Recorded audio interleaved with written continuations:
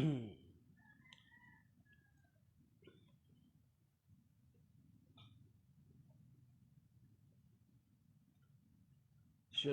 Alaikum, Shalom, Shalom mga kapatid, mga kababayan. Isang pinagpalang araw sa ating lahat, isang pinagpalang 2026 sa ating lahat. Nawa, iligtas tayo ng Panginoon sa mga mabibigat na mga pagsubok, sa mga malulubang karamdaman, at iadya niya tayo sa biguan na pinangangambahan nating lahat. At nawa ang 2026 natin ay isang malusog, maligaya, masaya, at ligtas sa namang mga kapamakan at mga disgrasya at maging sa mga bagay beyond our control. So, sa araw na ito ay binabati ko ang lahat, especially my mga kapatid ko, ang kanilang mga mahal sa buhay at ang maging yung kanilang ari-arian at mga pinagkukuhan ng kinabubuhay ay nasa maayos na kalalagayan. At binabati ko rin ang lahat ng mga connected dito sa aking Facebook, maging sa mga taong kamanggagawa ko, mga kamanggagawa namin dyan sa Santa Clara de Montipalco, Paris, sa Canyugan, dito sa San Lorenzo Ruiz, sa mga taga Mary the Queen Paris, San Carlos Borromeo Paris ng Isulan Sultan Kudarat, ang Santo Niño Paris, ang dito sa San Andres Apostol sa Greenwoods, at maging sa aming dioceses, ang dioceses ng Antipolo. So, sa araw na ito mga kapatid ay babasahin ko po yung Ebanghelyo ng Panginoon na binabasa sa lahat mga Katolikong simbahan. I actually doing this in TikTok. Happy New Year, Brother Ronnie, Espino Mindana. Yan. God bless you, brother, at sa iyong paglilingkod at ang iyong pamilya. So, si Brother Calextro ng Negros, ang kapatid natin na Catholic convert from evangelicals, na sana I were supposed to meet at Santa Lucia Mall kasi andito ngayon siya sa Manila coming from Pangasinan. Nagbakasyon siya rito sa mga pamilya niya, sa mga kamag-anak niya. Sorry Brother Calix, I failed to see you supposed to be in Santa Lucia kasi we're supposed to leave this morning, going somewhere else in Tanay. Alam mo naman, sobrang usok dito ngayon sa Metro Manila. That is why we are planning to go in Tanay para at least makapag-simoy ng ayos-ayos na hangin doon. So yan. That is the advantage na may mga lugar tayo kung saan until now ay protected pa rin yung kabundukan. Kapag pumunta ka doon talagang masamyo mo yung sariwang hangin, unlike dito talagang wala na pong sariwang hangin dito. And we only experienced that nung panahon nung pandemya. Talagang makikita natin yung kaulapan natin talaga napakalinis. Pero ngayon ay talagang balik uli. Balik uli sa normal na sinasabi. So, okay.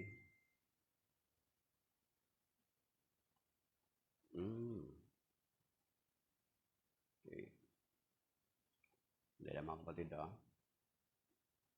So, actually kung may time ako, ginagawa ko palagi, doon po ako sa TikTok nagla-live din. Kasi sa TikTok, pwede mo siyang ma-save, then after that ay pwede mo siyang i-download or i-upload dito sa Facebook or sa YouTube, mga kapatid.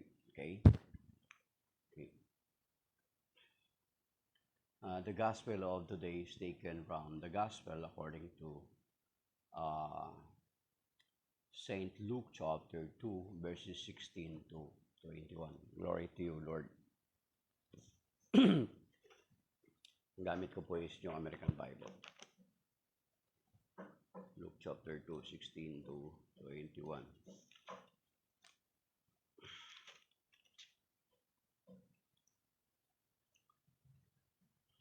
So they went in haste and found Mary and Joseph and the infant lying in the manger.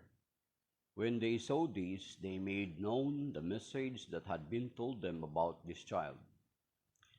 All who heard it were amazed by what had been told them by the shepherds. And Mary kept all these things, reflecting on them in her heart. Then the shepherd returned, glorifying and praising God for all they had done, for all they had heard and seen, just as it had been told them.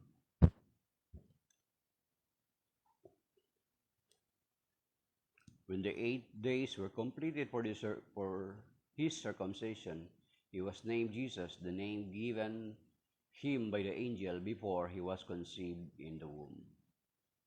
The Gospel of the Lord. Praise to you, Lord Jesus Christ. Okay. So ang ebanghelyo ngayon ay patungkol sa how the Lord Jesus Christ born in the manger, and ang unang pinagpala ng mga eyewitnesses ay mga pastol. Pero ang pinagdiriwang natin ngayon is yung kapiyastahan kung saan si Maria bilang ina ng Diyos, Mary, Mother of God. Of course, sa doktrina ng simbahan na hindi natin tinuturing na si Mama Mary ay goddess or diyosa, kasi sinasabi natin na Mary is the Mother of God. So, sa doktrina ng simbahan, when we say na Mary, Mother of God, it is not because Mary is goddess or God, but it is for the sake of our Lord Jesus Christ. Kasi ang ating Panginoon Kristo ay Diyos. At malinaw naman yan. So every time na sinasabing Mary, Mother of God, yan yung hindi matatanggi na katotohanan na ang Panginoon Kristo, nang siya ay magkatawang tao, ay taglay-taglay niya pa rin ang kanyang pagka-Diyos, mga kapatid. At alam na niyo yung sinasabi, di ba, Brother Ronnie? At sinasabi ng Colossians chapter 2, verse 9, na nakalagay dito sa Magandang Balita Biblia.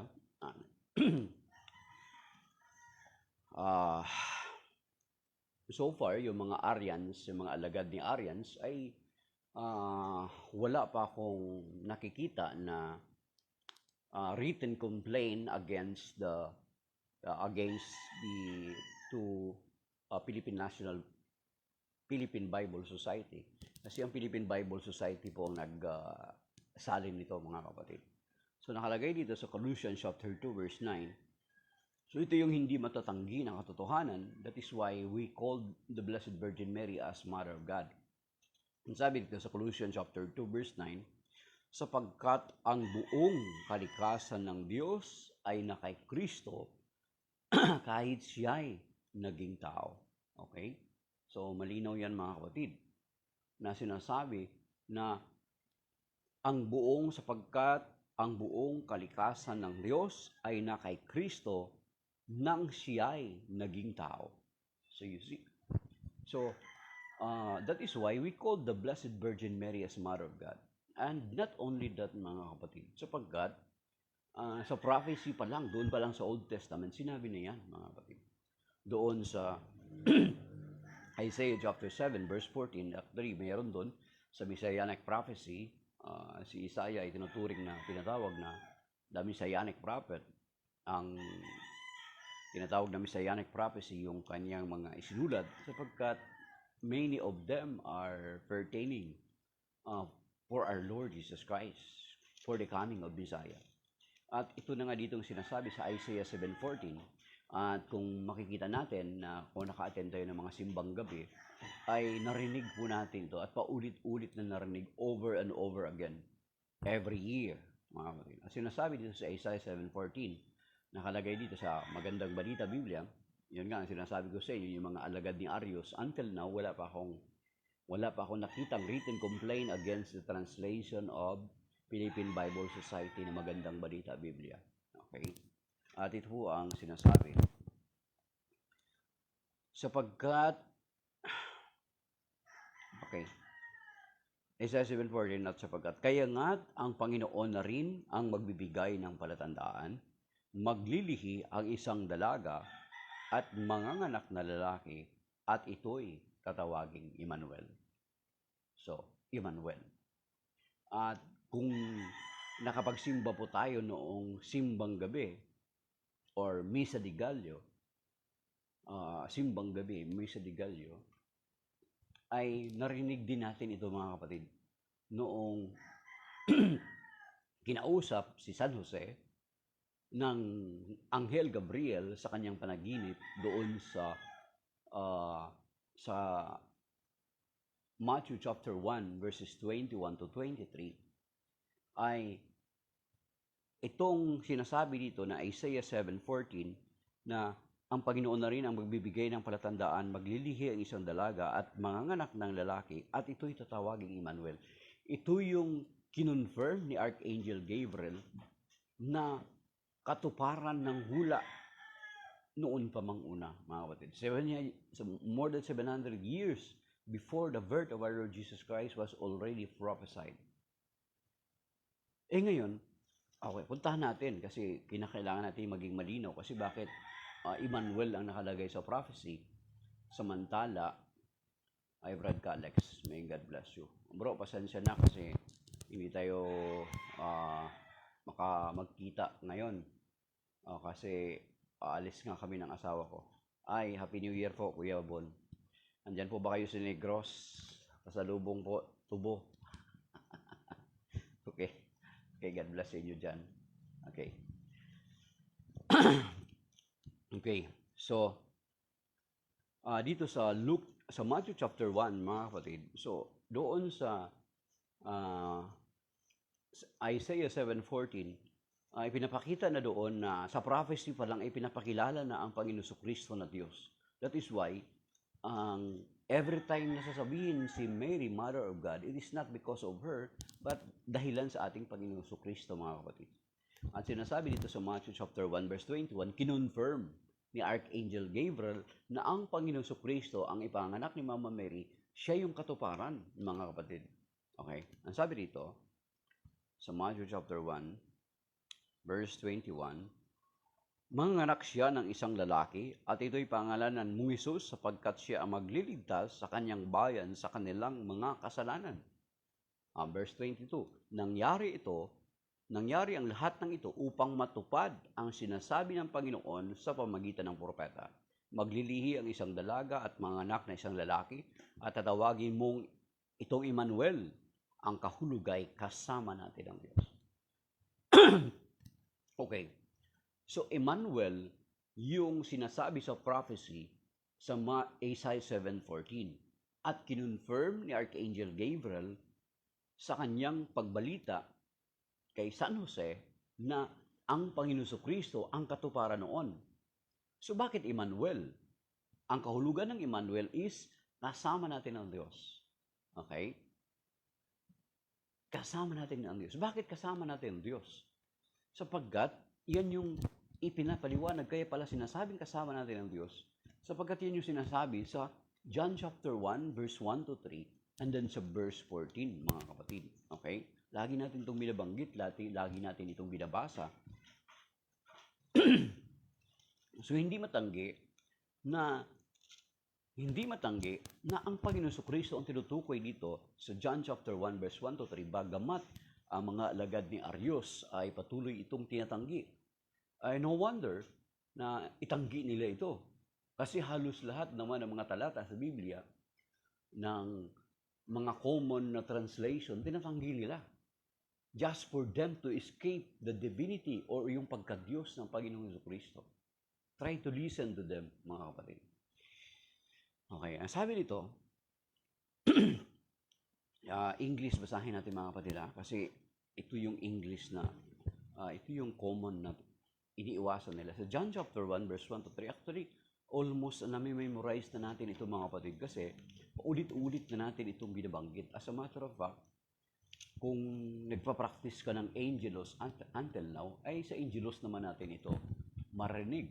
At ito ang sinasabi sa John chapter 1 verse 1 to 3. Sabi dito mga kapatid, in the beginning was the Word, and the Word was with God, and the Word was God.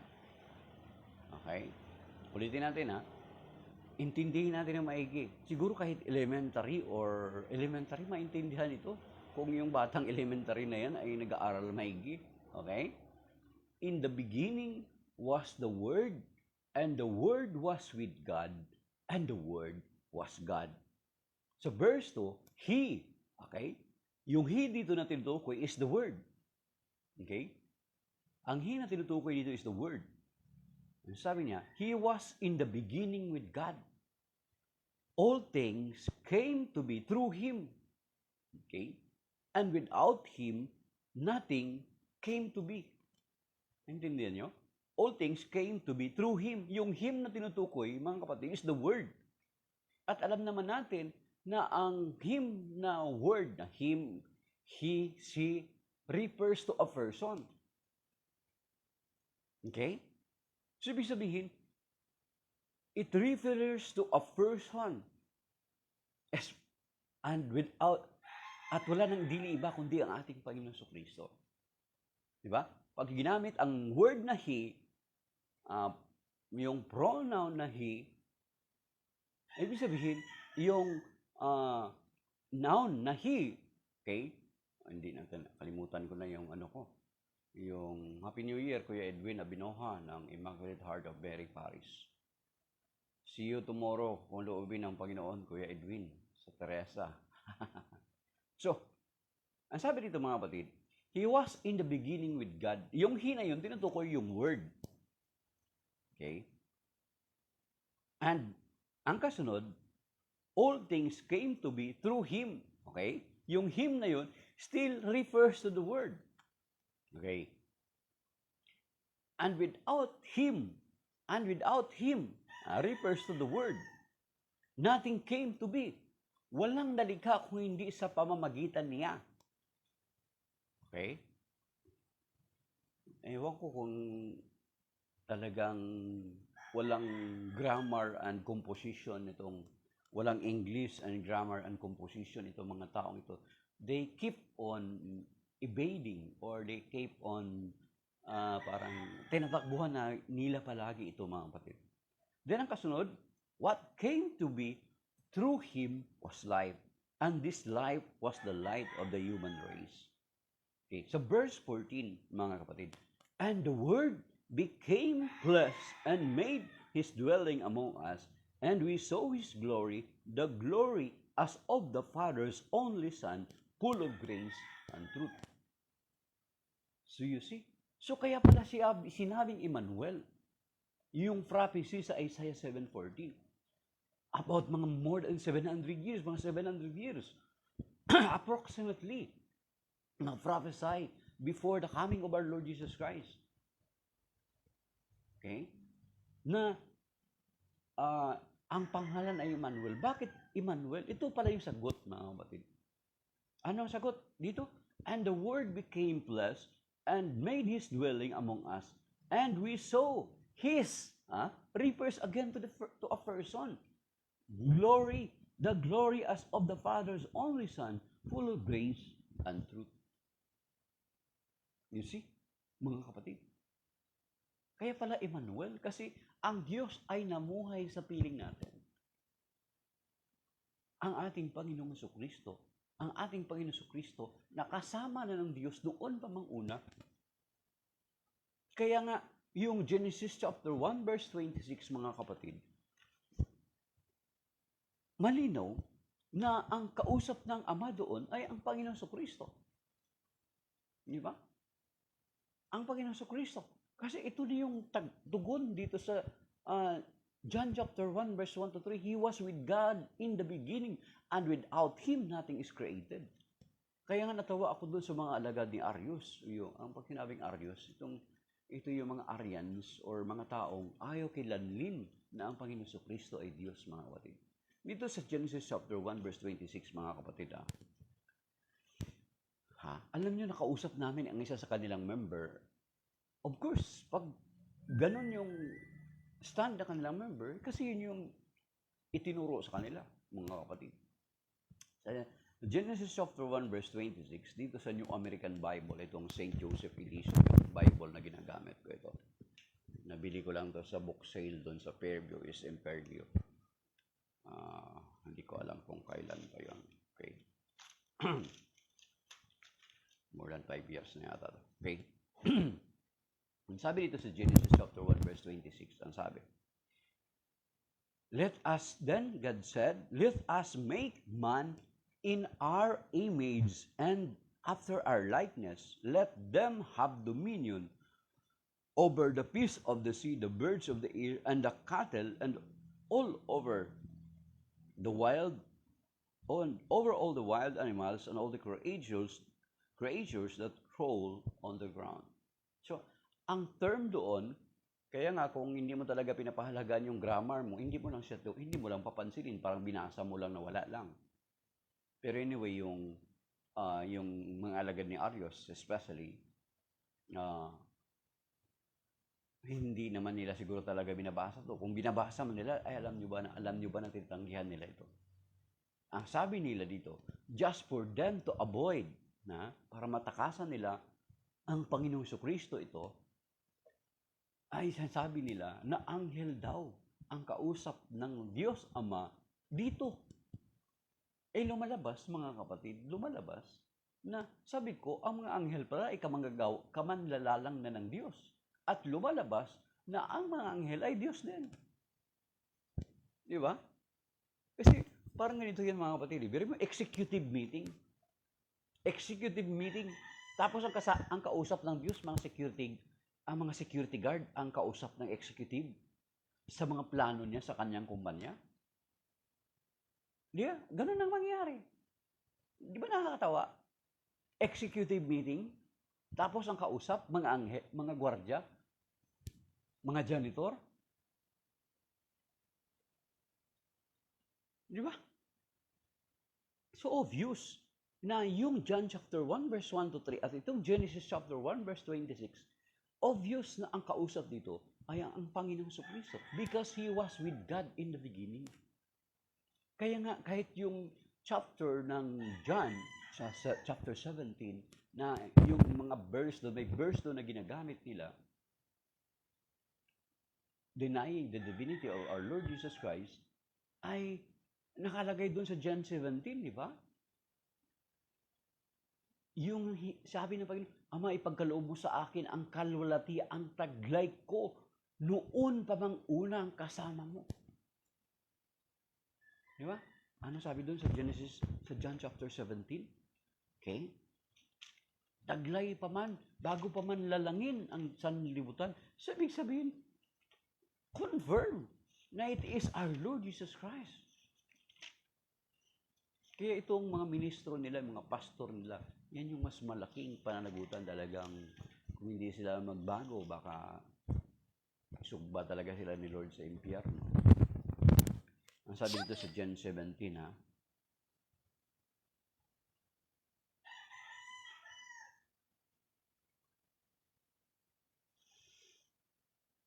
Okay, verse 5. Now glorify me, Father, with you, with the glory, okay, with the glory I had with you before the world began. Okay? Yung kalwalati ang taglay ko bago pa man lalangin ang sanlibutan. Okay. So ang kanilang tinitingnan dito is yung verse 3. Sa John 17 verse 3. Pero kung titingnan mo dito, mga kapatid, again, kung gumagamit ka naman ng grammar, maintindihan mo dito na ang pinapakilala ng Panginoong Kristo na tunay na Diyos ay hindi lamang ang Ama, maging ang kanyang sarili. Kasi ang word dito, mga kapatid, may kama ito. Okay? John 17, verse 3, ito yung ginagamit nila, mga kapatid. Pero kung gumagamit ka ng grammar, pag intindihin mo sa grammar, is simply, ang sabi dito, now this is eternal life, that they should know you, the only true God and the one whom you sent, Jesus Christ. Ini-ignore na nila yung kama at yung karugtong, and the one whom you sent, Jesus Christ. See? So, importante yung grammar, mga kapatid. Kaya nga binabati ko yung kapatid natin na I think wala lang proper declaration, no? Wala lang official declaration. Ako sa I think mga kapatid, I think me personally, si Brother Dwayne Cartuhana, yung taga-Capiz, ah, sa tingin ko matituring na siya na Bible scholar. Kasi hindi lang siya maalam sa Greek, sa Hebrew, at sa Aramaic. Pagdating sa mga uh, syntaxes and grammars of biblical languages ay napakagaling biniyayaan ni Lord. At ngayon ay may doctorate siya at saka meron siyang nag-aaral sa kanyang doctorate at saka masteral degree sa Bayata. At nakausap ko siya, andun daw siya sa Germany ngayon, babalik pa siya sa March. God bless you there, Brother Dwayne. Okay. Pasalubong pag-uwi mo. Okay. So, dito mga kapatid ang linaw. So, ibig sabihin na that is why we call the Blessed Virgin Mary as Mother of God because our Lord Jesus Christ is God. Okay? Puntahan natin yung Isaiah 7:14, di ba?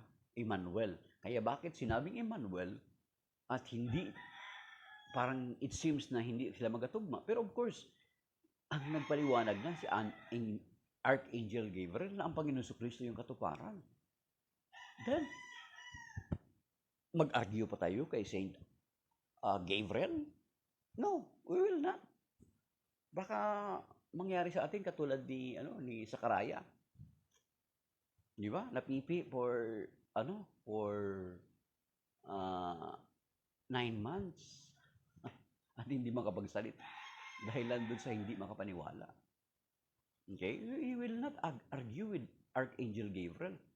Pinatutuhanan ni Archangel Gabriel na ang Isaiah 7:14 ay ang Panginoong Kristo, ang katuparan.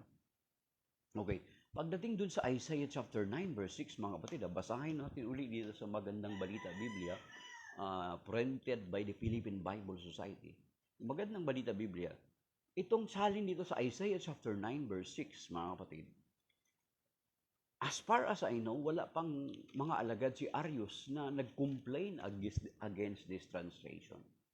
So dapat kung hindi sila sang-ayon dito, dapat magsulat sila sa Philippine Bible Society, specifically sa Magandang Balita Biblia, para i-take down itong mga verses in this translation that says, our Lord Jesus Christ is God. Dapat ganun. So as much na hanggat wala pa silang sulat sa Philippine Bible Society, sa Magandang Balita Biblia, tatanggapin ko to at paniniwalaan ko to. At ito yung pinaniniwalaan ng simbahan natin. Di ba? Sino yung paniniwalaan natin? Yung mga bagong sulpot lang ng sekta? O ang simbahan natin that exists, magda2,000 taon na? Di ba? Ganun lang yan, mga kapatid. Ang sabi ito sa Isaiah chapter 9 verse 6. Sabi rito, mga kapatid, sapagkat ipanganak, you see, the similarity of the prophecy doon sa kay Akas, na sinabi kay Akas, ni Propeta Isaiah 7:14, at sa kay Isaiah 9:6, ito sabi, sapagkat ipanganak ang isang sanggol na lalaki, at siya ang mamamahala sa atin.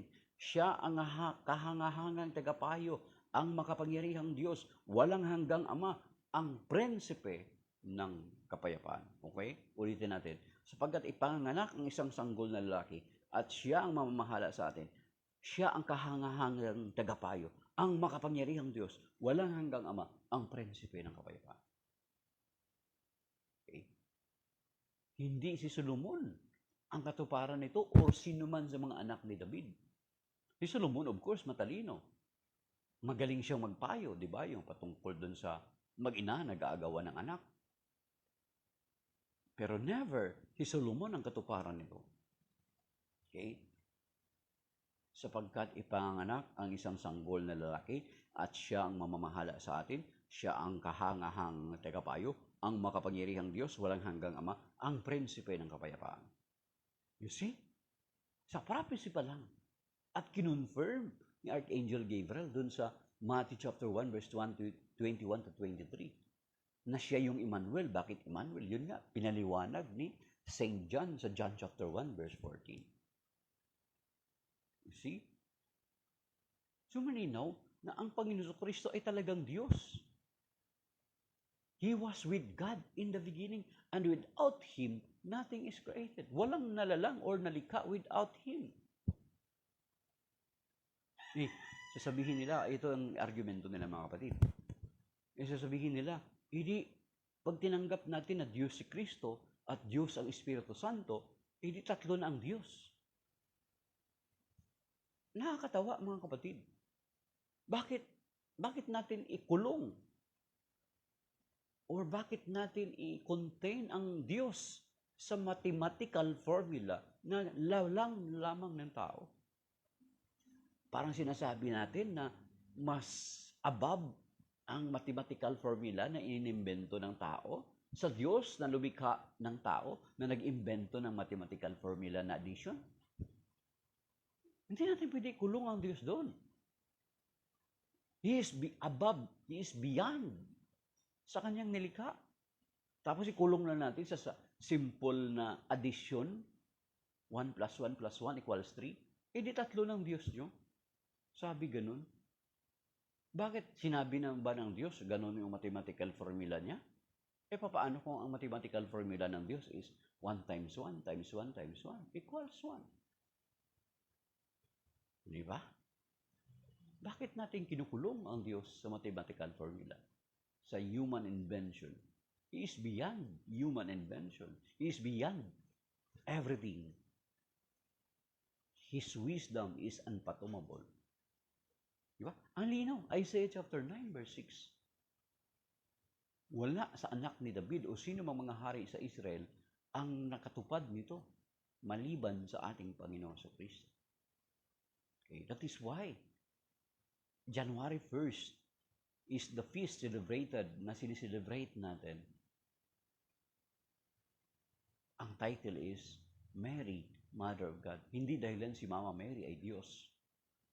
Kasi kung si Mama Mary, tayo ng mga Katoliko, kung kinikilala natin si Maria na Diyosa or Diyos, ibig sabihin, makukwalified si Mama Mary as Diyos-Diyosan.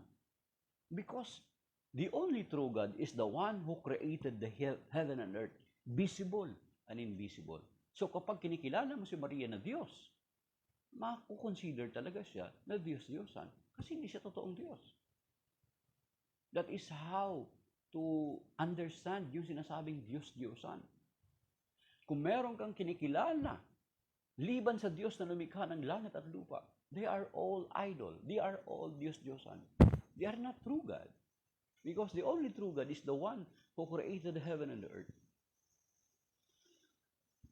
Yan. Okay, di ba? Isaiah 9:6, ang linaw na. Di ba? Lahat na ito tinatanggi pa rin nila mga kapatid. Lahat ng malinaw, itong mga alagad ni Aryosa, lahat ng malinaw, pinapalabo nila. Pero lahat ng malabo, gusto nilang palinawin. Ganun ugali nila. Ito pa, di ba tinanggihan, sinasabi ko sa inyo, tinanggihan nila doon sa Genesis chapter 1 verse 26 na ang kausap doon ang Panginoon Kristo, ang Espiritu Santo. Kasi during creation, alam niyo ba mga kapatid, sa Genesis chapter 1 verse 2, sa mga nag-aaral ng Greek, sa original language, so sa Genesis chapter 1 verse 2, ang word doon is ruach. Ang sinasabing, and the Spirit of God, the ruach, is hovering over the water. So, ibig sabihin, while the Father and the Son is creating, gumagawa din ang Espiritu Santo. He is doing his part. Sabi dito sa John chapter 1 verse 2 mga kapatid. The earth was a formless wasteland and darkness covered the abyss while a mighty wind swept over the waters. Ang mighty wind dito na sinasabi is ruwak. At ang ruwak na ito ay tumutungkol sa Espiritu Santo. Okay? Genesis chapter 1 verse 26, plural, di ba? Let us make man in our image and likeness. At inulit yan, yung us na yan, doon sa Genesis chapter 11. Mga kapatid, verse 7. Ano nakalagay doon? Di ba, yung gumawa sila ng turi ng Babel? halika at guluhin natin ang kanilang wika. Ulit, ginamit ulit yung as natin. Okay? As a matter of fact, yung kino-quote ng iba na Deuteronomy chapter 6 verse 4, yung sinasabi na Shema Israel, Eloheinu Adonai, Echad.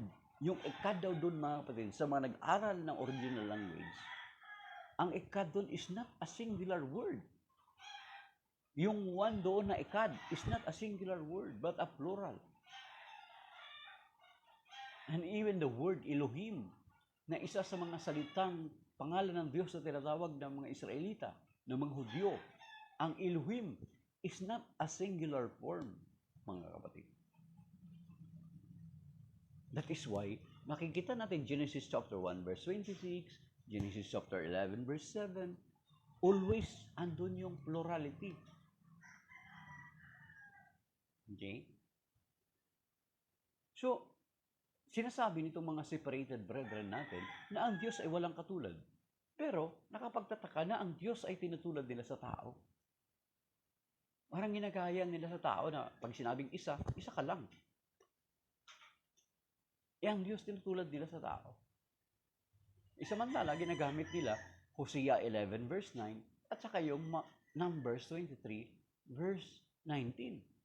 Yung Hosea 11 verse 9. Although yung translation na ginagamit nila, malabo, yung Hosea 11 verse 9, ang Diyos hindi tao. Pero ang nakalagay dun sa Hosea 11 verse 9 saka Numbers 23 verse 19, hindi sinasabi doon na ang Diyos ay hindi pwede maging tao. Ang nakalagay doon, ang Diyos ay hindi katulad ng Numbers 23:19. Ang Diyos ay hindi katulad ng tao na marunong magsinungaling. Yun yung nakalagay sa Numbers 23 verse 19.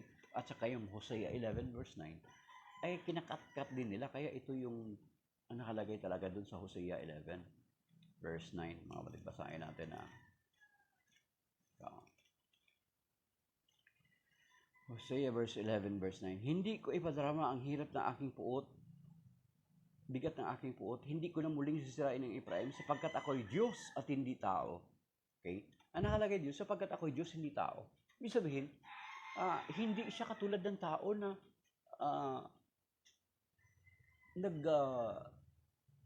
nagkikimkim ng puot. Nakita nyo? Basahin nyo Numbers 23 verse 19 sa kanyang Hosea 11 verse 9. But it does not say na ang Diyos ay hindi pwede magkatawang tao. Okay? Mga kapatid. Yun. Kaya ang linaw, yung Isaiah chapter 9 verse 6 ang tinutukoy ang ating Panginoon Kristo.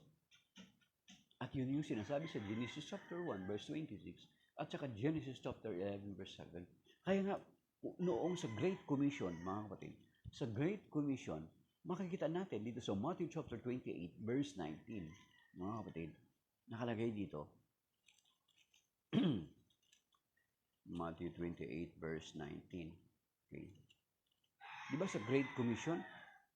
Yun. Kagat kasi ng dugtog ko na sira. Ano nakalagay doon? Go ye therefore to all nations. Di ba? Baptizing them in the name of the Father and of the Son and of the Holy Spirit. Teaching them to observe what I have commanded you. In the name of the Father, of the Son, the Holy Spirit. Kung titingnan natin, hindi rin plural yung ginamit na name. Sa pangalan ng Ama, ng Anak, ng Espiritu Santo, hindi sinabi sa mga pangalan, kundi ang nakalagay doon sa pangalan. Singular. Okay? Kaya nga, itong Matthew 28:19, mga kapatid, yung isang member ng 1914, tinanong siya kung anong kahulugan ng Matthew 28:19. Wala siyang sagot. Parang sa kanila, parang nilagay lang dyan. Baptismal formula yan. And they are doing that during their, kapag nagbabaptize sila ng kanilang member, mga kapatid. Ito sa 2 Corinthians chapter 13, verse 13. Kaugnayan, no? May kaugnay doon sa Matthew 28:19, mga kapatid. Okay. Happy New Year. Ito sabi ito. Ito lagi itong binabanggit ng mga pare natin sa misa, mga kapatid, ha? Ito yung related doon sa Matthew 28:19. Naway sumainyong lahat ang pagpapala ng Panginoon Kristo, ang pag-ibig ng Diyos, at ang pakikipag-isa ng Espiritu Santo. You see? Yung Matthew 28:19 at saka itong 2 Corinthians 13:13, plus yung Genesis chapter 1 verse 26, Genesis chapter 11 verse 7, at yung sinasabi na even the name of God na Elohim, ay hindi daw po yan singular, mga kapatid. May plural, in a plural form yan. Tapos yung ikad, doon sa Deuteronomy chapter 6 verse 4, it is not a singular form. It is in plural form, yung ikad. You see? Nabanggit na rin natin kanina. Colossians chapter 2 verse 9, sapagkat ang buong kalikasan ng Diyos ay na kay Kristo, kahit siya ay naging tao. Maging dito sa Hebrew chapter 1 verse 3. Kung babasahin yun sa Bible nyo, ano nakalagay dyan? Sapagkat ang anak ang maningnig na sinag ng Diyos.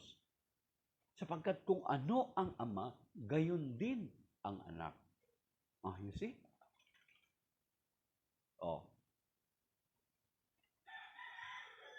Plus, Colossians chapter 2 verse 9, sapagkat ang buong kalikasan ng Diyos ay na kay Kristo kahit siya ay naging tao. Okay? And then sa verse 8 ng Hebrew chapter 1 verse 8, mga kapatid, isa rin ito sa tinatakasan nila, kung paano tinatakasan nila yung Genesis chapter 1 verse 26. Anghel daw kausap doon ng Diyos Ama. Di ba nakakatawa nga? Ang example natin, executive meeting, kausap mga security guard, mga janitor. My goodness. Ito sabi, sa Hebrew chapter 1 verse 8, mga kapatid. Ay Ate Hermelina Nemo. Yan siya. Batch 40 pala siya, sa Cavite daw siya.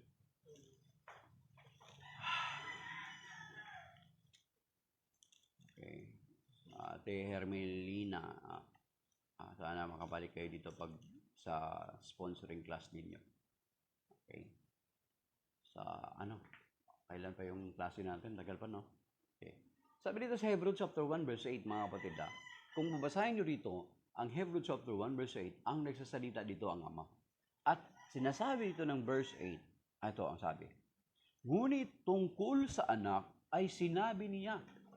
Niya dito, yung word na niya dito is the Father, the speaking. Ang iyong trono, o Diyos, ay magpakailan pa man, ikaw ay maghaharing may katarungan. So you see, thy throne, O God. Ang nakalagay dito, mga kapatid, ang trono mo, O Diyos. Pero alam nyo ba, naghanap sila sa kadami-dami ng translation, nakapaghanap sila ng salin. At ang ginamit nila na salin, hindi ko alam kung anong salin yun. Kuya Bon, ano bang salin kaya yun? Yung word doon na nakuha nila ng salin is, thy throne is God. Thy throne is God. Di ko ang isalin natin sa Tagalog, ang Diyos ang iyong luklukan. Ibig sabihin, inuupuan ng Panginoon Kristo ang Ama. Dahilan doon sa katatanggi nila at sa katatakas nila na ang Panginoon Kristo ay Diyos, sa sobrang takas nila, mga kapatid, ay naging upuan na lang ng Panginoon Kristo ang Ama. Samantala, kung babasahin natin ang banal na kasulatan, ang iba pang bahagi ng kasulatan, ang Panginoon Kristo ay lumukluk sa kanan ng Ama. Hindi ang Ama ang kanyang niluklukan. So you see, ganun kalala, mga kapatid. Yung malinaw, pinapalabo nila, at ang malabo, pinapalinaw nila, pilit nilang pinapalinaw. At maraming naniniwala doon, mga kapatid. Okay? Kaya nga, kahit yung Philippians chapter 2, verse 5 to 8, ano nakalagay doon? Okay, puntahan natin Philippians chapter 2, verse 5 to 8, nakalagay dito, mga kapatid. Tinatakasan pa rin nila ito, mga kapatid. Try to imagine. Overwhelming yan. Ang dami-dami po niyan. Tinatakasan nila yan. Pero, never sila nagsulat ng complaint that the translation of this Philippine Bible Society is erroneous. Yun yung hinihintay ko talaga eh. Philippians chapter 2, verse 5 to 8. Okay. Sabi rito take note mga kapatid. Magpakababa kayo katulad ni Kristo Jesus, kahit siya ay Diyos, hindi siya nagpumilit na manatiling kapantay ng Diyos. Sa halip ay kusa niyang binitawan ang karapatan niyang ito at namuhay na isang alipin, ipinanganak siyang tulad ng isang karaniwang tao. Siya ay nagpakababa at naging masunurin hanggang kamatayan. Oo, hanggang kamatayan sa cross. So you see? Kaya nga itong part na itong Philippians chapter 2, makikita din natin doon sa John chapter 8. Babatuhin siya ng mga iskriba at mga pariseo, ng mga taong bayan. Bakit? Ipinapantay niya ang kanyang sarili sa Diyos. I-obvious dito nakalagay, mga kapatid, na kapantay ng Panginoong Kristo ang Diyos. Ang Ama. You see? But they keep on avoiding it. They keep on escape. Tinatakasan nila ito. See? Nagkatawang tao. Okay?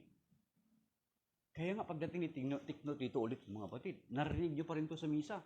Titus chapter 2, verse 13, mga kapatid. Nakalagay dito Okay? Titus chapter 2, Tito.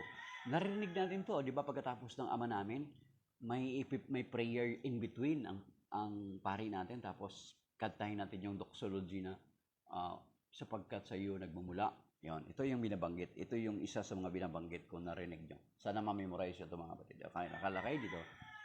Samantalang hinihintay natin ang ating inaasahan, ang dakilang araw ng paghahayag sa ating dakilang Diyos at tagapagligtas na si Jesucristo sa gitna ng kanyang kaningningan. So did you hear that? Okay? Dakilang Diyos at tagapagligtas na si Jesucristo. Meron pa. Revelation sa pahayag, chapter 1, verse 7 and 8, mga kapatid. Ano nakalagay dito? Pakatandaan ninyo, darating siyang nasa mga alapaap makikita ng lahat, pati ng umulos sa kanyang tagiliran. Dahil sa kanya iiyak ang lahat ng lipi sa lupa, magkagayon nga. Amen. Ako ang Alpha at ang Omega, wika ng Panginoong Diyos na makapangyarihan sa lahat, Diyos sa kasalukuyan, sa nakaraan, at siyang darating. You see? Ang nagsasalita dito ang Panginoong Kristo kasi wala namang ibang babalik, wala namang ibang darating. Ang Panginoong Kristo, babalik siya. John 14. Babalik siya. Okay? Ako ang Alpha at ang Omega, wika ng Panginoong Diyos na makapangyarihan sa lahat, Diyos sa kasalukuyan, sa nakaraan, at siyang, word, take note the word, siyang darating. So therefore, ang Panginoong Kristo ang nagsasalita dito. Ang Alpha at Omega, mga kapatid, kung nagbabasa kayo ng Bible, makikita niyo ito sa Isaiah 44 verse 6. So therefore, the Lord Jesus Christ is claiming that He is God. Ay mga kapatid, linaw. Okay? Wala.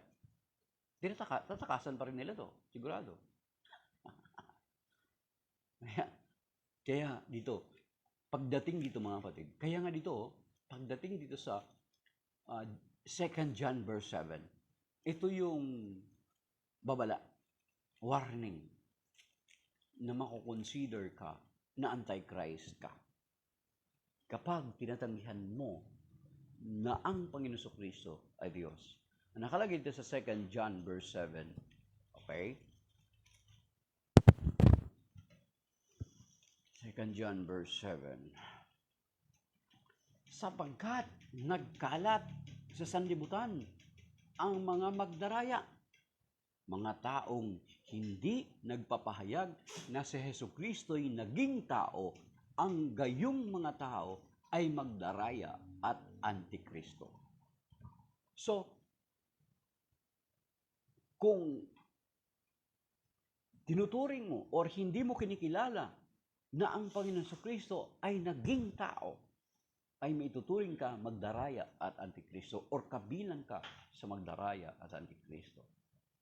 You see, mga kapatid, bigat nun. Bakit naging tao? Obvious, di ba yun yung sinasabi natin kanina? John chapter 1, verse 1 to 3 and verse 14. Okay? Ang nakalagay doon, di ba? Naging tao ang salita at nakipamuhay sa piling natin. If you will deny that, kung itatanggi mo yun na naging tao ang Panginoon Kristo, mapapabilang ka sa mga taong magdaraya at antikristo. Ganun kabigat, mga kapatid. Okay? Magdaraya at antikristo. Bakit ang nakalagay doon naging tao? Ibig sabihin, once pag sinabing naging tao, hindi nakalagay doon ang nakalagay doon, kung ang nakalagay doon, ang mga taong nagpapahayag na si Kristo ay Diyos na naging tao, antikristo at magdaraya, baka makakwalify tayo doon. Pero nakalagay doon, mga taong tumatanggi or nagdi-deny na ang Panginoon si Kristo ay naging tao, sila yung mga magdaraya at antikristo. Pag sinabing naging tao, mga kapatid, is, ibig sabihin, He has other nature prior to it. At ano yun? Yun na yung sinasabi sa Philippians chapter 2, verse 5 to 8, at sa Colossians chapter 2, verse 9. Do you see? So the feast of Mary, Mother of God, is not actually itinataas natin si Mama Mary as Diyosa, no. Kasi kapag sinabing title na Mary, Mother of God, katulad ng ginagawa natin, ang na-exalt, ang na-amplify, ang nagmamagnify ang Panginoong Kristo.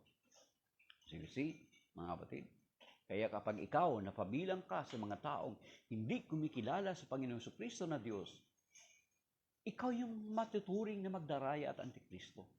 Hindi kami. Okay? Mga kapatid. So that is why, in this January 1st is pinagdiriwang natin ang kapiyastahan ni Maria bilang ina ng Diyos. Hindi dahilan si Mama Mary ay Diyosa or Diyos, sapagkat ang Panginoon Kristo ay Diyos. So shalom sa ating mga kapatid. May God bless us and keep us safe and sound sa araw na ito, sa taong ito, na iligtas nawa tayo ng Panginoon sa mga mabibigat na mga pagsubok, sa mga malulubang karamdaman, kasama ng ating mga mahal sa buhay at mga taong malalapit sa atin. Iligtas nawa tayo sa mga bagay beyond our control. Iligtas tayo sa stroke, sa cancer, sa kidney failure, sa hypertension, sa big one na pinapangambahan ng lahat. Diyan nawa tayo ng Panginoon at iligtas nawa tayo lagi sa lahat ng oras ng ating mga buhay. So shalom, happy, a blessed new year sa ating lahat, mga kapatid. Amen.